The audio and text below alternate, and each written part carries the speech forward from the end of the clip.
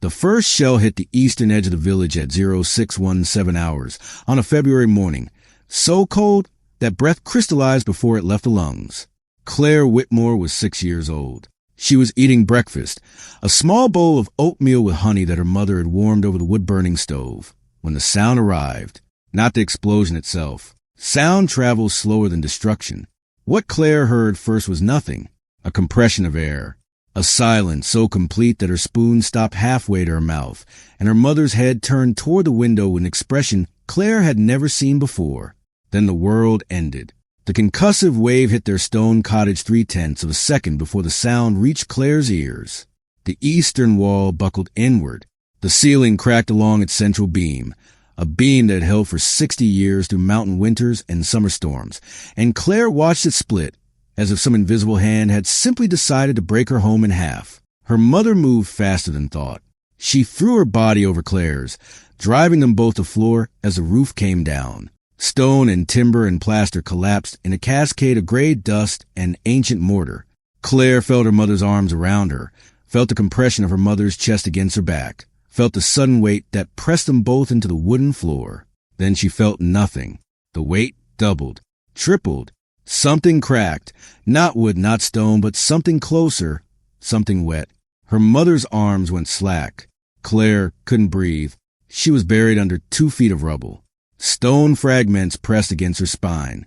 A section of roof beam pinned her left leg. Dust filled her mouth, her nose, her eyes. She couldn't see. She couldn't move. She couldn't scream. But she could hear. Boots. Heavy boots moving through debris. Voices speaking a language she didn't understand. Radio static. The click and slide of weapons being checked. Someone laughed. Actually laughed, 40 feet from where Claire lay suffocating under the remains of her childhood. The soldiers walked directly over her position. She felt the vibration of their footsteps through the rubble. Felt the compression as weight shifted above her. One of them stopped. Stood still. Claire held her breath, not by choice, but because there was no air left to hold. Her lungs burned. Her vision grayed at the edges despite the absolute darkness. The soldier moved on. She heard a voice say something that ended with a notation. Years later, she would learn what that notation meant. A military field assessment. A bureaucratic shorthand for death. Whitmore Claire, age 6, presumed deceased. The boots faded. The voices faded. The vehicles faded. Claire lay in the silence of her own grave and listened to her heartbeat slow. If that opening hooked you, buckle up. This story only gets more intense. Subscribe now for more real stories of courage and impossible survival, and hit that notification bell so you never miss one. Now, let me take you back to what happened next, because Claire Whitmore was not finished. She didn't know how long she lay there. Time doesn't exist in darkness. Minutes and hours blur together into a single compression of fear and stillness. But Claire's body knew something her mind didn't. It knew that stillness was survival. It knew that the soldiers had walked over her because she hadn't moved, hadn't screamed, hadn't drawn attention. Her 6-year-old brain made a calculation that would define the rest of her life. Silence equals life. Movement equals death. So she waited. When she finally moved, it was because her lungs demanded it. Not courage, not determination, just biology forcing her hand. She shifted her right shoulder, the only part of her body that had any range of motion, and felt something above her shift in response. A gap opened, an inch of space where there had been none. Cold air rushed in, tasting of smoke and blood and morning frost. Claire gasped. The sound was barely a whisper, but it was the first breath she'd taken in. How long? She didn't know. She didn't care. She breathed again, and again, and then she started to dig. Her fingernails broke against the stone. Her knuckles scraped raw against mortar fragments. She pushed and clawed and shoved with the desperation of a small animal trapped in a hole. The rubble shifted. Pieces fell inward. She pushed harder. Her head broke the surface first. The village was gone. Not damaged. Not destroyed. Gone. What had been a community of 43 stone cottages clustered around a central, was now a crater field of smoke and rubble. Nothing stood higher than 3 feet. Bodies lay in positions that didn't make sense. Arms bent wrong. Torsos separated from legs. Faces turned toward a sky that offered no protection. Claire's mother was beneath her. She understood this without looking. She understood that the weight that had saved her was the same weight that had killed the only person who had ever loved her. She understood that she was alone in a way that no 6-year-old should be able to comprehend. She crawled out of the rubble. She stood on legs that shook with cold and shock, and something else, something that wouldn't have a name for years, but that would eventually be called hypervigilance. Her eyes scanned the terrain without conscious thought. Movement, sound, threat vectors. Her brain was already rewiring itself, building new pathways optimized for survival rather than childhood. Claire looked at the smoke rising from the eastern ridge, looked at the tracks where the vehicles had departed, looked at the forest line 200 yards to the north, a wall of evergreen darkness that promised nothing but cold and silence and the absence of soldiers. She walked toward the trees. She didn't look back. She didn't cry. She didn't stop to find her shoes or her coat or any of the things that a 6-year-old should need before walking into a frozen wilderness. She just walked. 2 miles. That's how far she made it before her body failed her. 2 miles of frozen ground and ice slick rocks and snowdrifts that came up to her waist. 2 miles with no food, no water, no protection from a wind chill that dropped the temperature to -15 Celsius. 2 miles with bare feet that had gone from red to white to blue before she stopped feeling them entirely. She collapsed at the base of a spruce tree, curled into a ball, and closed her eyes. She expected to die. She was 6 years old, and she understood death now, understood it the way adults understand gravity or weather. Death was what happened when the cold went all the way in. Death was what had happened to her mother. Death was what the soldiers had written next to her name. But death didn't come. Grant Morrison did. He was 53 years old, former Marine Scout sniper, 2 combat deployments, a Silver Star he never talked about, and a discharge he talked about even less.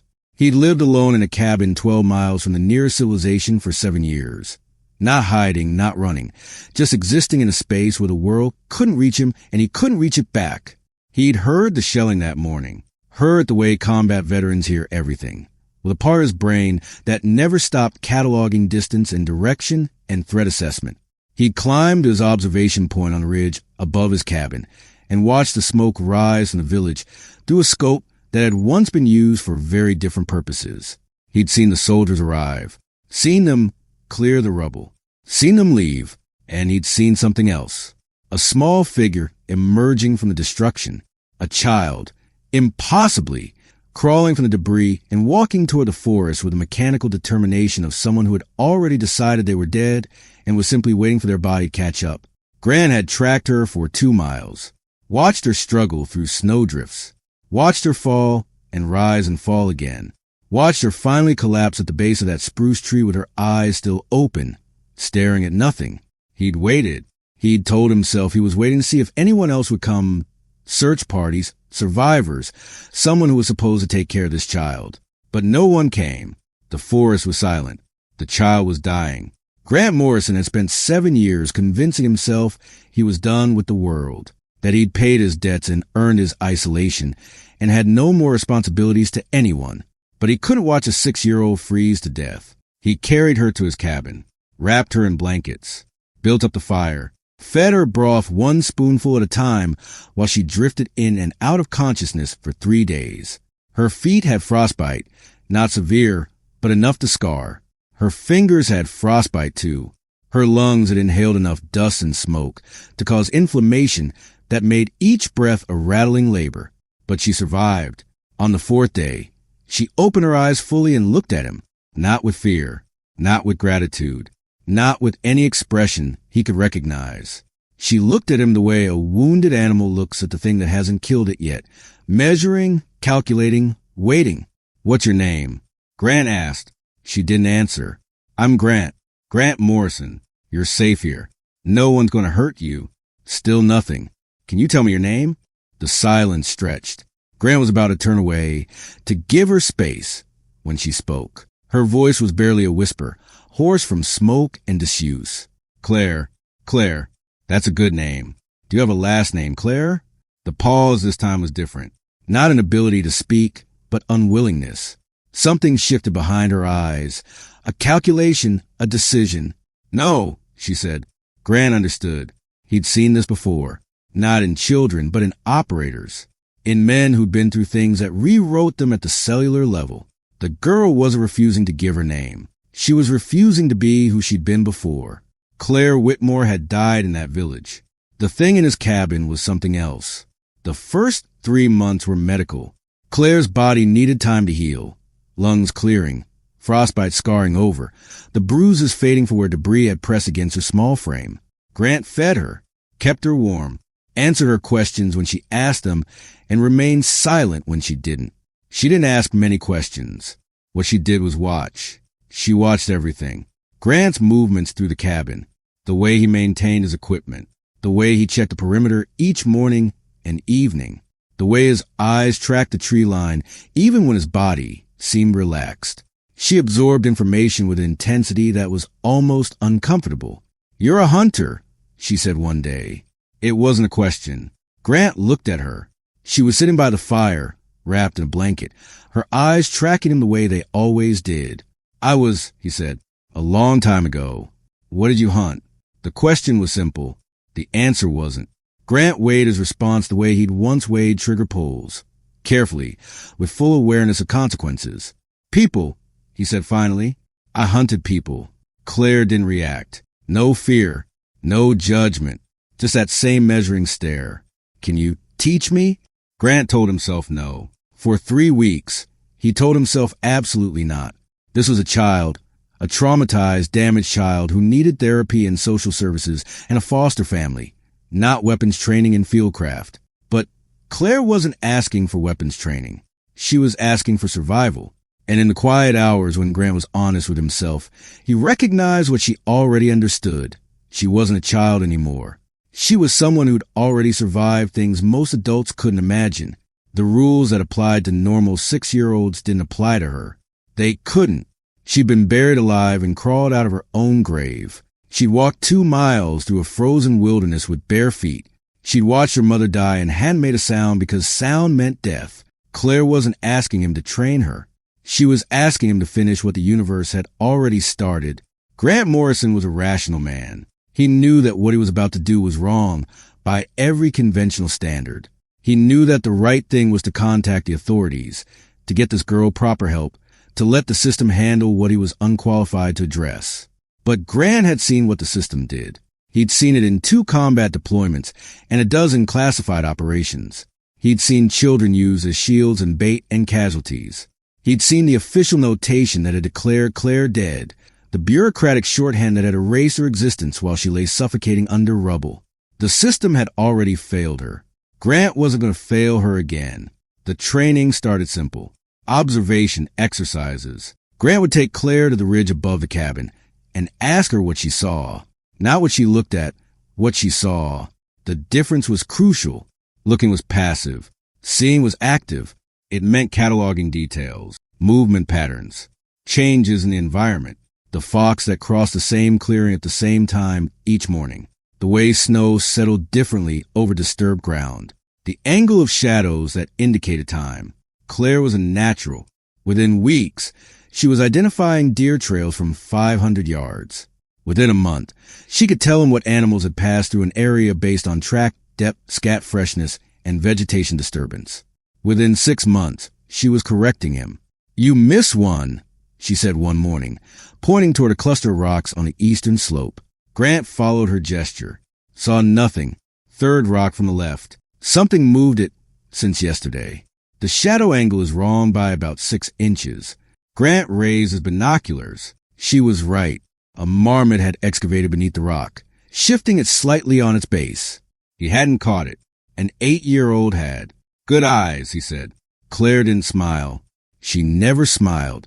But something in her expression shifted, a fraction of validation that she absorbed and filed away. The physical training came next. Running, climbing, swimming, in the icy mountain streams that fed the valley. Claire's small body was a liability at first. She couldn't keep pace, couldn't carry loads, couldn't maintain the output that Grant's conditioning required. But she adapted. Her endurance built slowly, then rapidly. By age 9, she could run 6 miles without stopping.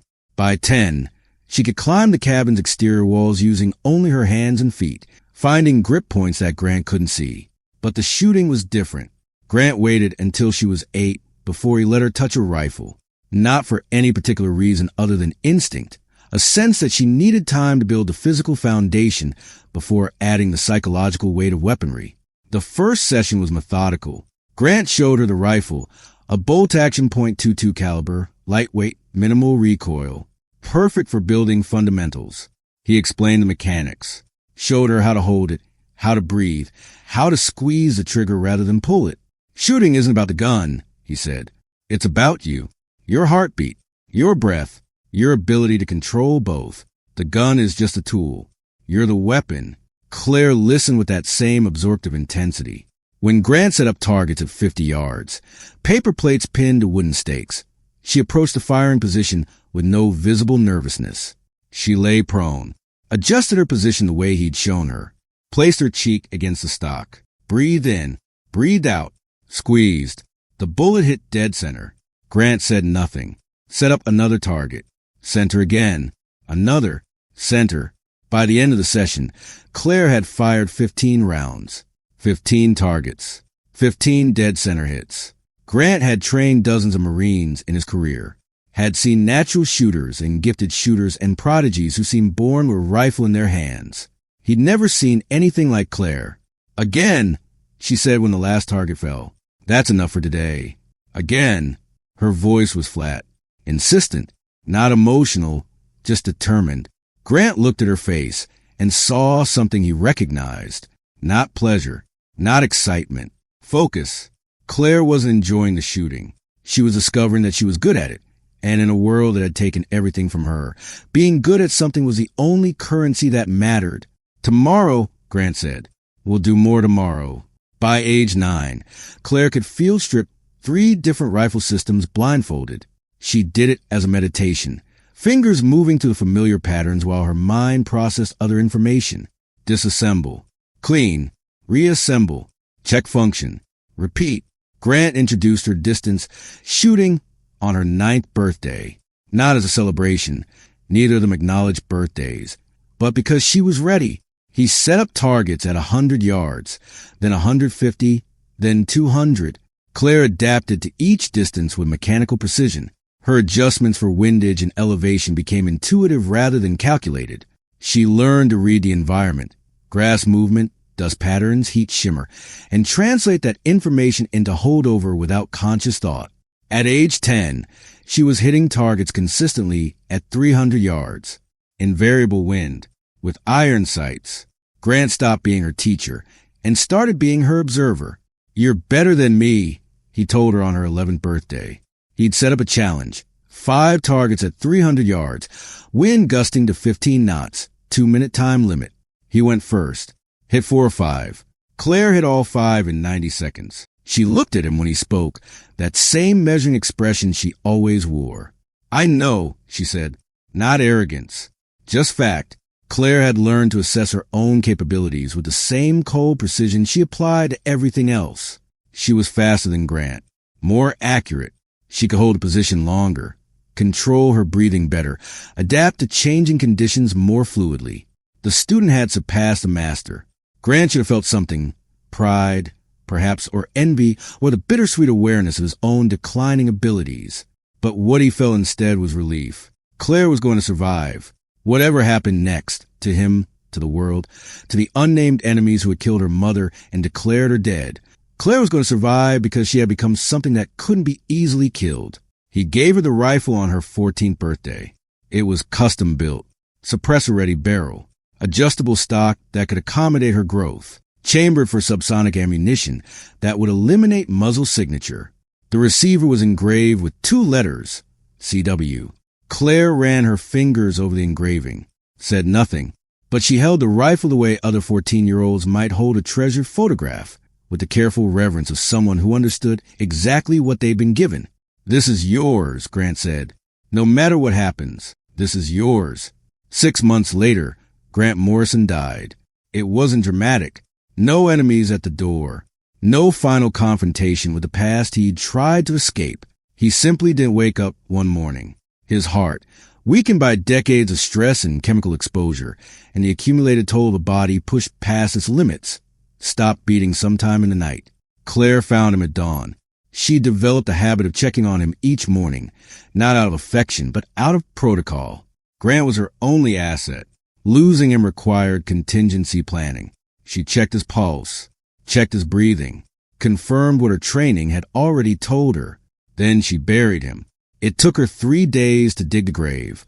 The ground was frozen 6 inches down, and she worked in shifts, dig, rest, until the hole was deep enough that animals wouldn't disturb it. She wrapped Grant in his military burial poncho, the one he kept in his closet but never discussed, and lowered him into the earth. She didn't speak over the grave. Grant had never been religious, and neither was she. Words seemed insufficient and unnecessary. But she stood there for a long time after filling in the dirt, looking at the mound of earth that contained the only person who'd mattered to her in 9 years. Then she packed her gear and walked away.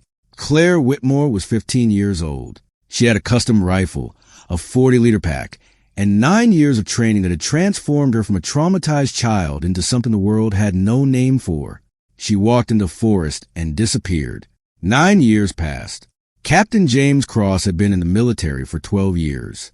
He'd deployed 4 times. He'd earned a Bronze Star and a Combat Infantryman badge, and the respect of every soldier who'd served under him. He was 38 years old, experienced, competent, and completely out of options.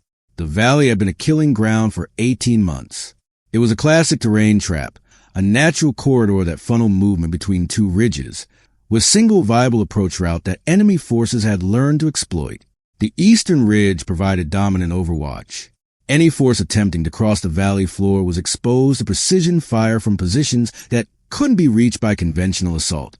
16 soldiers had died in the past 72 hours. The enemy sniper team operating from the ridge was professional. Their rotation was disciplined. 2 shooters working 8-hour alternating shifts, maintaining continuous coverage of the kill zone. They'd fortified their position with natural cover that made aerial observation impossible and artillery targeting ineffective.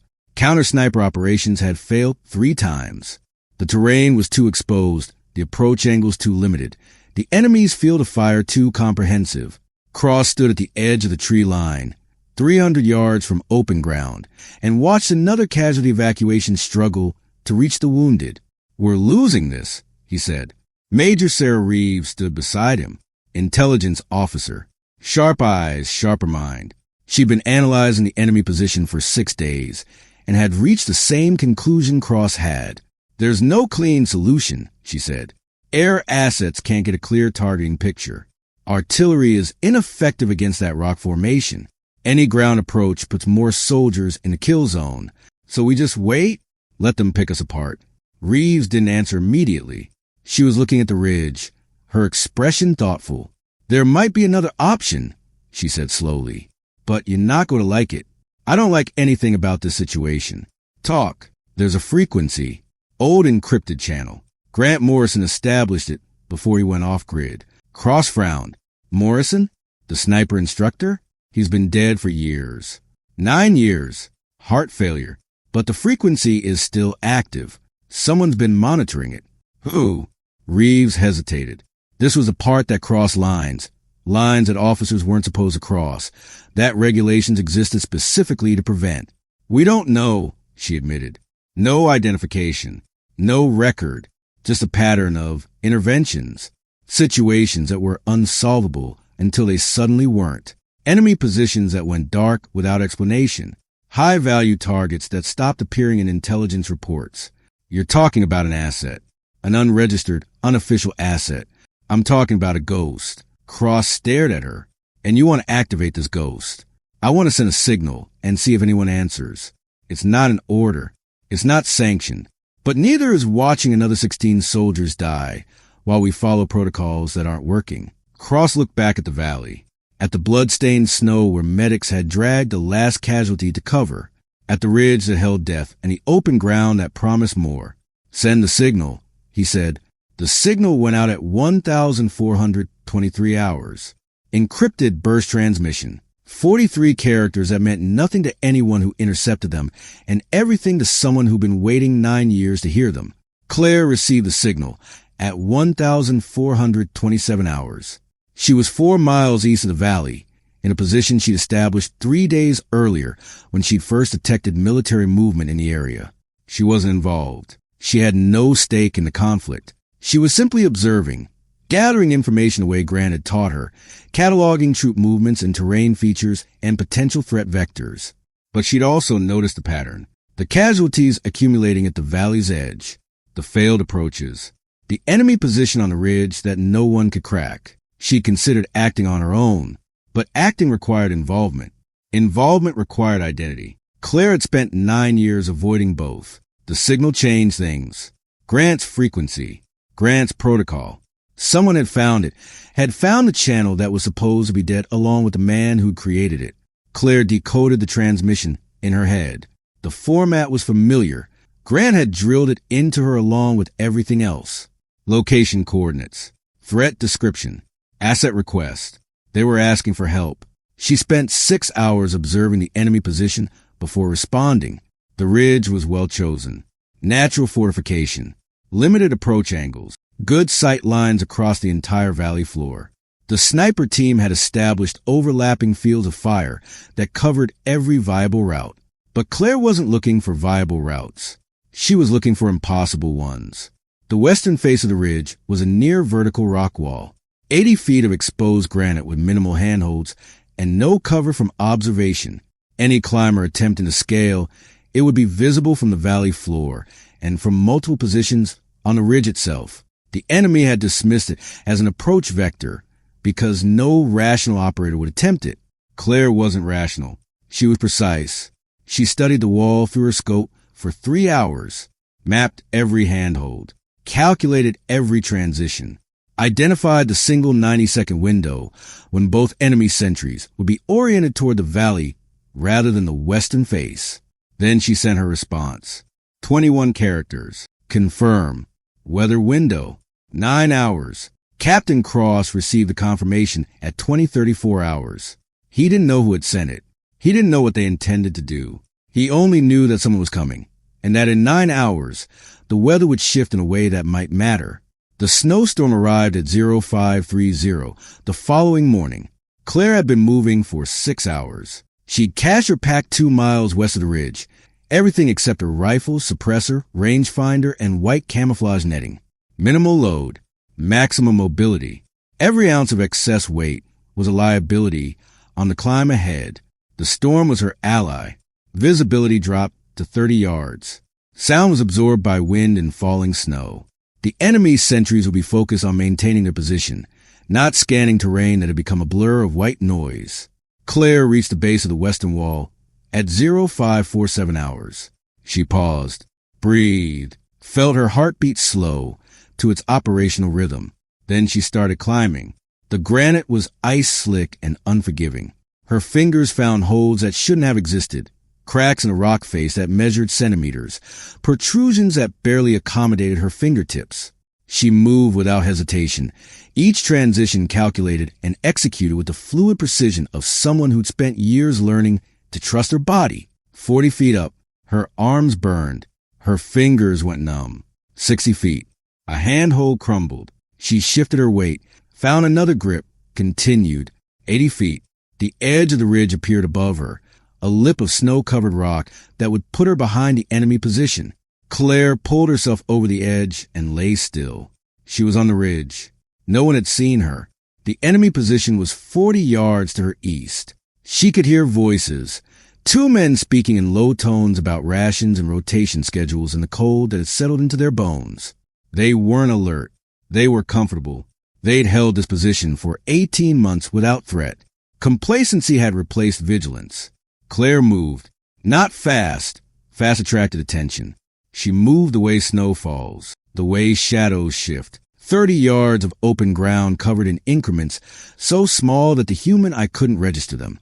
Her white camouflage netting broke her outline. Her movements were timed to coincide with wind gusts that stirred the snow around her. 20 yards from the enemy position, she stopped. She couldn't get closer without risking detection. The terrain flattened here. No cover, no concealment, just open ground that even camouflage couldn't disguise. She needed to establish a high position and wait. Claire found a depression in the rock. Shallow, maybe 6 inches deep, but enough to break her silhouette if she pressed herself flat. She spread her netting, arranged her rifle, and settled into stillness. The snowstorm continued for another 4 hours. Claire didn't move. When the storm cleared, she had an unobstructed view of the enemy position. 2 shooters working in rotation, just as intelligence had reported. They called each other Alpha and Bravo. Alpha was the elder of the two, gray streaks in his beard, methodical movements. He held the day's shift, scanning the valley below with the patience of someone who'd been doing this for a long time. Bravo was younger, more restless. He checked his watch frequently, adjusted his position, showed the subtle signs of someone who didn't love the waiting. Claire watched them for 6 hours. She cataloged their routine, the exact timing of their shift changes, the positions they preferred, the blind spots in their coverage, the moments when their attention lapsed. And she waited. At 1,600 hours, Claire had been motionless for 36 hours. Her muscles had cramped and released, and cramped again until the pain became background noise. Her body temperature had dropped to the edge of hypothermic risk. She'd eaten nothing, drunk nothing, moved nothing except her eyes and the minimal finger movements required to maintain circulation in her trigger hand. She was ready.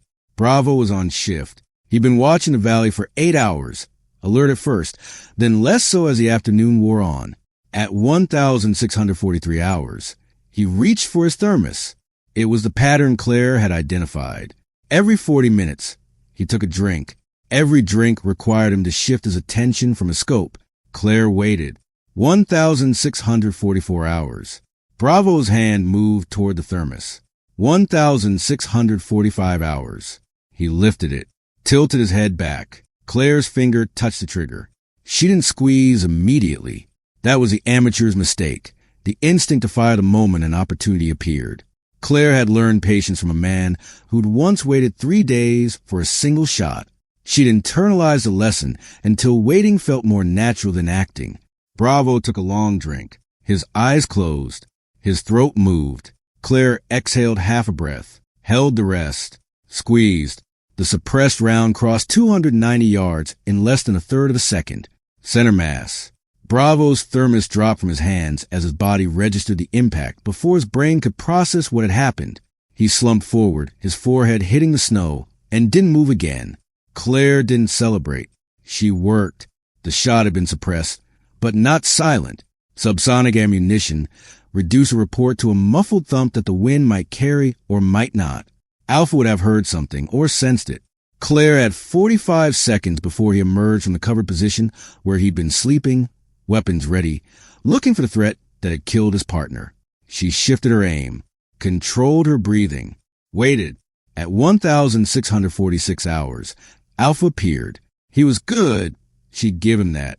He moved with the controlled urgency of a professional, his rifle already shouldered, scanning the terrain for movement.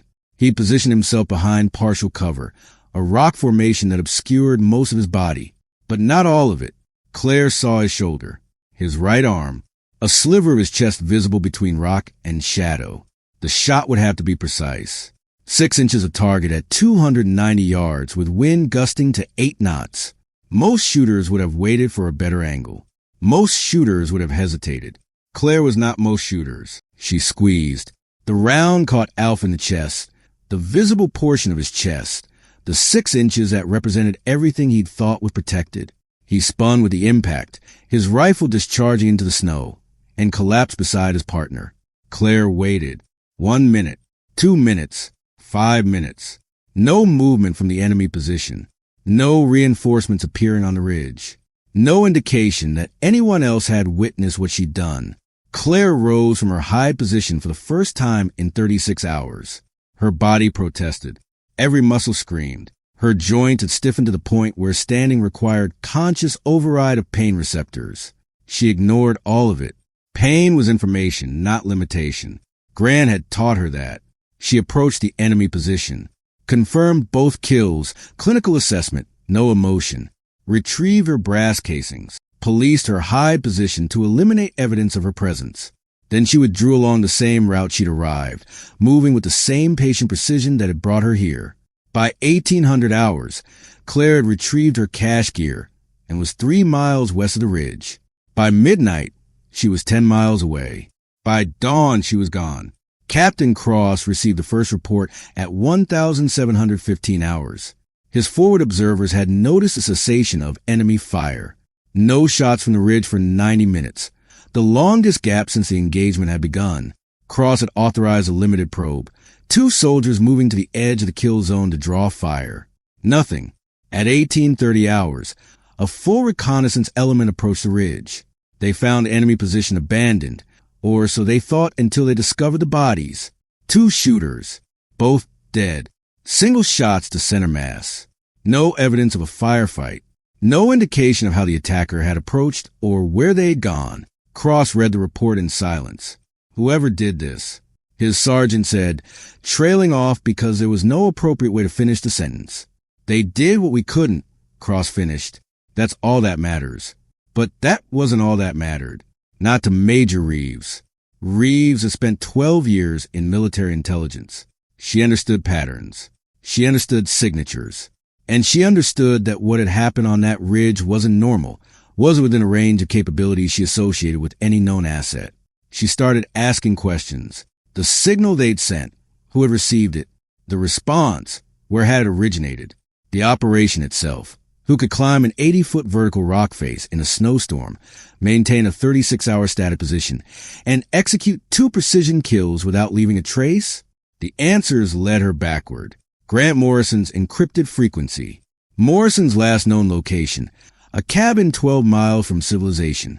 Morrison's history, Marine Scout Sniper, 2 deployments, voluntary separation. And then buried in a file that should have been destroyed years ago, a notation that stopped Reeves cold. A field assessment from a village bombardment 9 years earlier. A list of casualties that included 43 names. And one of those names attached to a 6-year-old girl who'd been declared dead and never found. Whitmore, Claire. Reeves dug deeper. She found footage from a supply depot 300 miles from the valley. Security cameras that had captured a figure moving through shadows. Female, mid-20s, carrying a rifle that matched no standard military issue. The figure moved with the fluid efficiency of someone who'd been trained far beyond normal parameters. She found purchase records, ammunition, cold weather gear, dried rations, paid for in cash at isolated trading posts along a route that traced back toward Morrison's cabin. She found the cabin itself, empty now, abandoned, but with signs of long-term habitation that didn't match Morrison's profile. A second bunk, smaller clothing, training targets set up at distances that suggested progression over years. And she found a grave, one marker, one military burial poncho, visible through the dirt where weather had eroded the covering. Grant Morrison had trained someone before he died, someone who'd stayed with him for years, someone who'd learned everything he knew and then surpassed it, someone who'd been declared dead at 6 years old and had used that death as a foundation for becoming a ghost. Reeves assembled her findings in a classified file. She documented everything. The connection to Morrison, the probable identity of the shooter, the operational capabilities that Claire Whitmore had demonstrated. Then she sat at her desk and stared at the file for a long time. She could report it, follow protocol, launch a manhunt for an unregistered operative who just saved 38 American soldiers by executing a mission that no official asset could have accomplished. They would find her eventually. Maybe they would try to recruit her or neutralize her or study her. They would destroy everything she'd built in the name of order and accountability. Or Reeves could do something else. She thought about Claire Whitmore, 6 years old, buried alive, declared dead by a bureaucratic notation. She clawed her way out of a grave and walked into a frozen forest because the world had left her no other option. And she'd survived. She'd done more than survive. She'd transformed herself into something the military couldn't create through any training program. A ghost who could do things that were supposed to be impossible. Reeves opened her lighter. The file caught quickly. Paper and documentation, and evidence burning down to ash. Reeves watched it until there was nothing left except smoke and the faint smell of information being erased. Then she closed the investigation with a single notation. Shooter unknown. No actionable intelligence recovered. 5 years passed. Captain Cross became Major Cross. He'd risen through the ranks on the strength of that campaign. The stalemate that ended, the soldiers who'd survived, the mission success that had no official explanation. He never spoke about the signal they'd sent or the ghost who'd answered. Some things were better left unexamined. Major Reeves retired. She completed her 20 years and walked away with a pension and a clear conscience, or as clear as any intelligence officer's conscience could be. She'd made her choice in that office, watching a file burn, and she'd never regretted it. And Claire Whitmore? Claire existed in the spaces between things. She moved through mountains and forests and the vast, empty places where the world hadn't yet reached. She took contracts when they found her, always to the same encrypted frequency, always for operations that matched her criteria. No civilians, no politics, just problems that needed precision solutions. She was 24 years old now. Her body had filled out from the rail-thin child that Gran had found in the snow. Her face had hardened into something that wasn't beautiful but was compelling. The kind of face that made people look away instinctively, as if their subconscious recognized something their conscious mind couldn't process. But she still slept in caves, still covered her tracks with the obsessive thoroughness of someone who understood that identity was the most dangerous vulnerability, still checked her perimeter 3 times before allowing herself to rest. Some things didn't change. The message reached her in autumn, not through the encrypted frequency this time. Different method. A dead drop in supply cache she'd used once, years ago. Someone had found it. Someone had left something for her. Claire approached the cache with a caution she applied to everything. Check for surveillance. Check for traps. Found neither. Inside was a single piece of paper.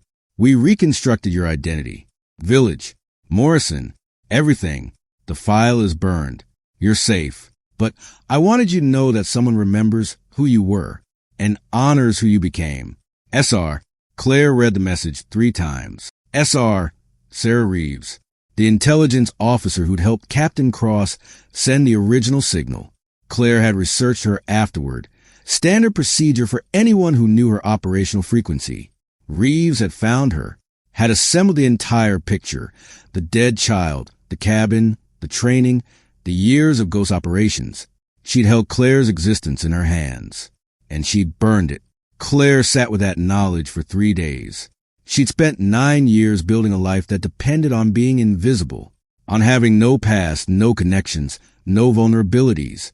She convinced herself that identity was weakness, that Claire Whitmore had died in that village, and what remained was simply a tool, a weapon, a function. But someone had seen her. Someone had looked at the full scope of what she'd become and chosen protection over protocol, chosen mercy over regulation, chosen to let a ghost remain a ghost. Claire found herself on the ridge above Grant's grave. She hadn't been here in years. Too risky, too sentimental, too much like the kind of emotional attachment she trained herself to avoid. But she was here now. The grave was overgrown. Weather had worn the marker smooth. Grant Morrison had been dead for 9 years, and soon there would be no sign that he'd ever existed. Claire knelt beside the grave, said nothing. There was nothing to say. But she understood something she hadn't before. Grant had given her survival. He'd given her skills and capabilities and the means to exist in a world that tried to erase her. But what Reeves had given her was something different. Recognition. Someone had seen Claire Whitmore, the real Claire, not the ghost, not the weapon, and decided she was worth protecting. Claire made a decision. She hiked to a tree near the supply cache, an old spruce with bark weathered by decades of mountain winters. She pulled her knife, the same knife she'd carried since leaving Grant's cabin at 15, and carved into the wood 12 words. I chose this. Don't look for who I was. She's gone. It was an answer to Reeves, to anyone who might come looking, to the world that had declared her dead, and the system that might try to resurrect her. Claire Whitmore was gone. She'd been gone since she crawled out of that rubble at 6 years old. What remained was something else, something that had its own name, its own purpose, its own existence. And that existence didn't require recognition. Claire hiked away from the tree, away from the cache, away from the ridge where Grant lay buried. She moved through the forest with the same silent precision she'd carried since childhood. Her feet found the ground without sound. Her body flowed around obstacles rather than through them. She was 24 years old, and she moved like smoke, present and not present, visible and invisible, there and gone. The sun set over the mountains. Claire watched it from a high ridge, her rifle across her knees, her eyes tracking the shadows as they lengthened across the valley below. She thought about the soldiers she'd saved. Captain Cross. The 38 men and women who'd walked out of that valley because she'd put 2 rounds into 2 targets from 300 yards. She didn't know their names. Didn't want to know. They were alive, and that was enough. She thought about Grant, the man who'd found a dying child in the snow and spent 9 years turning her into something that couldn't be easily killed. He'd never told her he loved her. That wasn't his language, and it wasn't hers. But he'd given her the rifle with her initials engraved on the receiver, and in his vocabulary, that was the same thing. She thought about her mother. She rarely allowed herself that. The memories were fragmented. A face she could barely reconstruct, a voice she could no longer accurately recall, the feeling of arms around her in the moment before everything collapsed. Claire had spent 18 years building walls around those memories because they served no tactical purpose. But they were still there, buried, like she'd been buried, waiting for someone to dig them out. Claire didn't dig. She stood, shouldered her pack, checked her rifle, began walking. There was a cave system 3 miles north, a position she'd scouted months ago, but never used. Good concealment, multiple egress routes, defensible if necessary.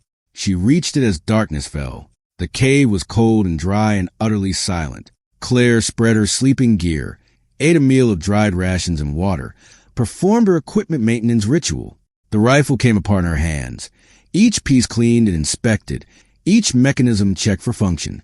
Then she slept. She'd learned to sleep anywhere. On rock, on ice, in positions that would have left normal people crippled with pain. Sleep was recovery time, necessary, unavoidable, and strictly controlled. For hours, then awake and alert. 6 hours on extended recovery. Never more than that. But tonight, Claire slept deeply. The snow fell outside the cave entrance. Light at first, then heavier. By morning, her tracks would be covered. By afternoon, there would be no sign that anyone had passed this way. The mountain would keep her secrets the way it had always kept them. Claire Whitmore dreamed of nothing. Or maybe she dreamed of everything. The village and the rubble and the sound of her mother's breath stopping. The forest and the cold and the moment when Grant's arms lifted her from the snow. The years of training that had transformed pain into purpose. She dreamed of the ridge above the valley. The 36 hours of stillness. The 2 shots that had changed nothing for the world and everything for 38 families who would never know her name. She dreamed of the tree with her words carved into its bark. I chose this. It was true. At some point between the rubble and now, Claire had stopped being a victim and started being a choice. The world hadn't made her what she was. She'd made herself. Grant had provided tools, but she provided will. Every shot, every movement, every decision to remain in the shadows rather than step into light had been hers. She'd chosen the ghost. And ghosts didn't need names. Claire woke at 0400 hours, exactly as programmed. She rose without transition. No grogginess. No slow climb to consciousness. One moment asleep, the next awake and fully operational. The snow had accumulated 3 inches outside the cave. Fresh, clean, covering everything. Claire ate, drank, packed her gear, checked her weapons. Then she walked out into the white silence of a world that had no idea she existed. The morning sun broke through clouds as she crested the first ridge. Light poured across the snow, turning everything to gold and diamond. Claire paused, let herself look at it. Really look, not tactical assessment, but simple observation. The world was beautiful. It was a thought she rarely allowed herself. Beauty implied attachment. Attachment implied vulnerability. But standing on that ridge with the sun on her face and the wind in her hair, Claire let herself feel something that wasn't calculation or assessment. Peace, not happiness. She didn't have a framework for happiness, but peace. The quiet knowledge that she was where she was supposed to be, doing what she was supposed to do, existing in exactly the form she'd chosen for herself. The moment passed. Claire resumed walking. Somewhere behind her, a military file remained burned. A major lived with her secret. A tree held 12 words carved by a knife that had survived everything its owner had survived. And somewhere in the mountains, Claire Whitmore slept like the dead because officially the story could end there. The incomplete sentence, the deliberate ambiguity, a ghost vanishing into mountains that would keep her secrets forever. But stories about ghosts never really end. They just fade into the margins where history doesn't look. Claire Whitmore existed in those margins, not dead, not alive, but something in between. A name on a casualty report that no longer meant anything. A notation that bureaucrats had filed and forgotten. The soldiers she'd saved went home to families. Captain Cross, Major Cross now, wrote letters to the families of the 16 who died in that valley before Claire arrived. He never mentioned the ghost who'd ended the siege. Some things couldn't be explained in official correspondence, but he thought about her. Every year on the anniversary of the operation, Cross found himself looking at mountains. Didn't matter which mountains, the Rockies, the Appalachians, the distant peaks of countries he'd never visit. He'd look at them and wonder if she was out there, if she was watching, if she ever thought about the soldiers who owed her their lives. He never sent another signal. That frequency had served its purpose. Some gifts couldn't be asked for twice. Major Reeves wrote a memoir after retirement, 300 pages about intelligence operations and the moral compromises they required. The book mentioned no names, revealed no classified information, and sold modestly to military enthusiasts and academic researchers. But there was one passage, 3 paragraphs on page 217, that anyone who knew the full story might recognize. There are people who exist outside our systems, Reeves wrote. Not enemies, not allies, just others. People who were broken by the world and rebuilt themselves according to their own specifications. We don't know how to classify them. We don't know what to do with them. And perhaps that's appropriate. Perhaps some things shouldn't be classified. Perhaps some people earn the right to define themselves. Claire never read the memoir. She didn't read anything that might connect her to identifiable information. But if she had, she might have recognized herself in those paragraphs. Or maybe not. Self-recognition required a sense of self, and Claire had traded that for something more useful, capability. The winters came and went. Claire moved to the mountains the way weather moved, predictably to those who understood the patterns, invisible to those who didn't. She took contracts when they found her, eliminated threats that conventional forces couldn't reach, vanished before anyone could confirm she'd been there. She never killed civilians, never accepted political operations, never crossed the lines that Grant had drawn in those early years of training. You're not a murderer, he'd told her once, when she was 12 and starting to understand what her skills would eventually be used for. A murderer kills without purpose, without limits, without understanding the weight of what they're doing. You're something else. You're a precision instrument, and instruments don't work without parameters. Claire had accepted the parameters. They gave structure to something that might otherwise have become chaos. Kill zones and safe zones, acceptable targets and protected categories. The mathematics of control violence. She was 24 years old. In another life, the life that ended at 6 in a nameless village, she might have been finishing college, starting a career, meeting someone, falling in love, building the kind of future that normal people built. But Claire had never been normal. Even before the bombing, she'd been something different, quieter than other children, more observant, more patient. Grant had recognized it immediately, the raw material of an operator buried beneath 6 years of childhood. The bombing hadn't created Claire. It had revealed her, and the revealing had set her free. Not free in the way most people understood freedom. Not free from responsibility or consequence or the weight of choices, but free from the expectations that crushed most people into shapes they didn't choose. Claire had chosen her shape. Every decision, every skill, every year of training had been directed toward becoming exactly what she was, a ghost. The word had started as a tactical designation. Ghosts were operators who didn't officially exist, deniable assets, black budget specialists, people whose identities had been erased for operational security. But Claire had made it something more. She was a ghost because she died, literally died, according to the bureaucratic notation that closed her file at 6 years old. And in dying, she'd been freed from everything that living required. No social security number. No tax obligations. No civic responsibilities. No family waiting for her to call.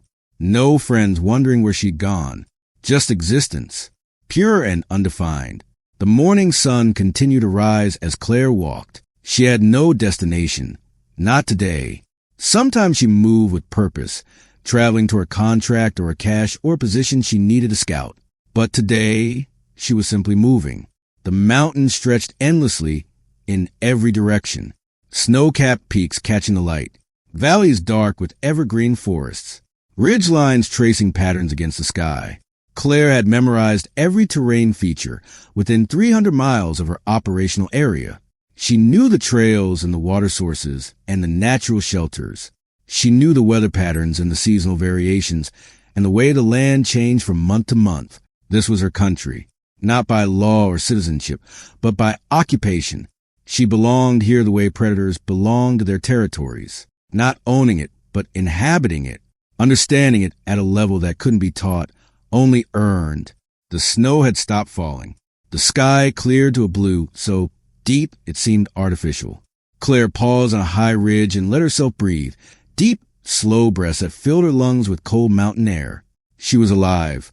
It was a simple observation, but one she rarely made consciously.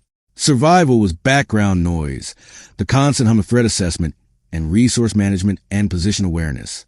But beneath all that, beneath the training and the discipline and the carefully constructed walls, there was a simple biological fact. Claire Whitmore was alive. She clawed her way out of rubble at 6 years old. She walked 2 miles through frozen wilderness with bare feet. She'd buried the only person who'd ever understood her and walked away carrying nothing but a rifle and a name that no one knew. And she was still here, still breathing, still moving, still existing in a world that had tried to erase her. The morning light caught the snow and set it blazing. Claire watched the light move across the valley below, painting shadows and illumination in constantly shifting patterns. Beautiful.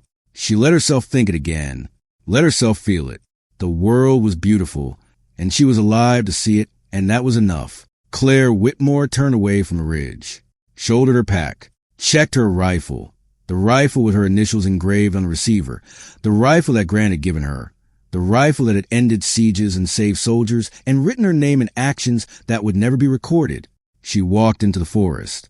The trees closed behind her, branches weaving together to hide her passage. Snow continued to fall from disturbed limbs, erasing her footprints within minutes. By afternoon, there would be no sign that anyone had passed this way. Claire moved through the silence like she'd always moved, patient, precise, purposeful. Somewhere below, the world continued. Soldiers fought and died. Intelligence officers made choices they couldn't explain. Files burned and secrets kept, and ghosts remained ghosts. And in a cave in the mountains, where snow-covered tracks and silence swallowed sound, Claire Whitmore slept like the dead, because, officially, she was. Claire's story shows us that survival isn't just about staying alive. It's about choosing who you become when everything else has been taken from you. If this kept you engaged, hit that like button. Tell me in the comments, if you discovered someone who'd been declared dead, would you report them or protect their secret? Subscribe if you haven't already. More stories like this are coming. See you in the next one.